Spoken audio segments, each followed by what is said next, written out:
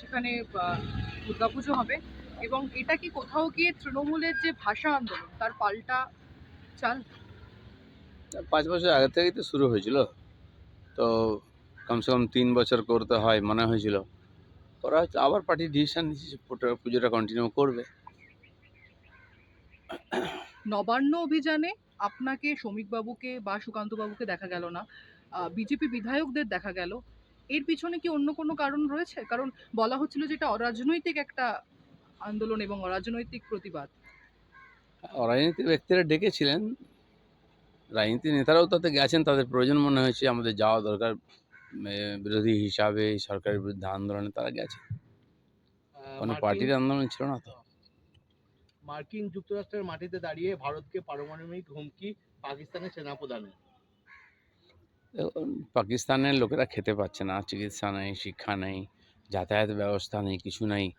তো তারা এইসবের মধ্যেই আছে। দিয়ে ওখানকার সাধারণ মানুষ যে একটু বেশি ভারতের বিরুদ্ধে আবেগে ভাসে, সেই দেখিয়ে রাজনীতি করার চেষ্টা হচ্ছে। আর দেশটা কী অবস্থায় আছে, গত 10 বছরে তো কোথা থেকে কোথায় চলে গেছে, সারা দুনিয়া এগিয়ে যাচ্ছে, আর পাকিস্তান কী করছে? তো সেই জন্য এই ধরনের সেনাপ্রধান যে ধরনের কথা বলছে, নিজে একজন টেররিস্ট ক্রিমিনাল, তার কাছ থেকে অন্য ভাষা তো আশা করা যায় না। বিহারের উপমুখ্যমন্ত্রীর নামে 2টি ভোটার আইডি থাকায় কমিশনের নোটিশ। যার নামে 2টো ভোটার আইডি আছে সে বলছে আমার ভোটার লিস্টে নাম নেই, আমি কী করে ভোটে দাঁড়াবো? অথচ ভোট দিচ্ছে প্রত্যেকবারে। গত ভোটে 24-এ ভোটে তো উনি বলেননি যে আমাকে ভোট দিতে দেওয়া হয়নি, নাম নাই। তাহলে তো সেই জন্য এই যে এসআইআর বা ভোটার লিস্ট সংশোধন ইত্যাদি নিয়ে, বাংলাদেশি ভোটার বার করা নিয়ে সারা দেশেতে যে অভিযান চালাচ্ছেন নির্বাচন কমিশন, তার বিরুদ্ধে বিরোধী নেতারা যারা যারা বলছেন সবই মিথ্যা কথা বলছেন। রাহুল গান্ধী থেকে আরম্ভ করে তেজস্বী যাদব, প্রমাণ হয়ে যাচ্ছে, নির্বাচন কমিশনই প্রমাণ দিয়ে দিচ্ছে। তো এর বলার উদ্দেশ্য কি, এনিহাও এটাকে আটকে আর যারা ভুয়ো ভোটার আছে সেই লাভটা নিয়ে ক্ষমতায় আসা। বিরোধী দলগুলো যেভাবে বিরোধিতা করছে এসআইআর নিয়ে, তাহলে পাল্টা স্ট্র্যাটেজি আপনাদের কি থাকবে? বিরোধিতা করলে কী হবে? নির্বাচন কমিশন তার কাজ করেছে। বিহারে বিরোধিতা করে আটকাতে পেরেছে, কাজ তো হয়ে গেছে। সেরকম সারা দেশেতে এইভাবেই হয়ে যাবে। নয়ডায় ভুয়ো থানা খুলে প্রতারণার অভিযোগে গ্রেপ্তার তৃণমূল নেতা বীরভূমে। থানা খুলে বাংলার মানুষ কত বিভাষিত। তেজস্বী দেখুন, বাংলা থেকে গিয়ে নয়ডাতে থানা খুলে ফেলছে। লোকে কল সেন্টার খোলে, অন্যান্য ফ্রড হয় অনেক রকম দেখি, অফিস খুলে আই কার্ড বানিয়ে দিচ্ছে, কিন্তু পুরো থানাই খুলে ফেলেছে। আর পশ্চিমবাংলায় থানাতে পুলিশই নাই, থানা বলে কিছু নেই, খুঁজেই পাওয়া যায় না। আসলে এখানে টিএমসির নেতারা থানা চালিয়ে চালিয়ে এত এক্সপার্ট হয়ে গেছে, সারা ভারতবর্ষে এখন থানা খুলছে গিয়ে।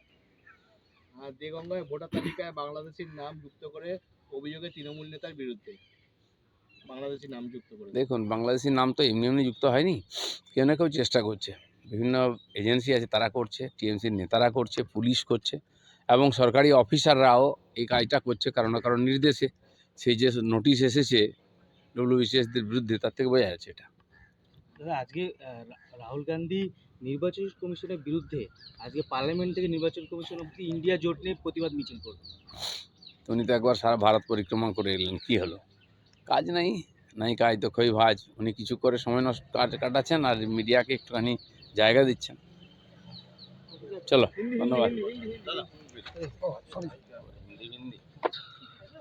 সিঙ্গেল ভাই, সিঙ্গেল ওই আইনাসটা দিই भाई हमारा सिंगल है दादा आज पार्लियामेंट से इलेक्शन कमीशन तक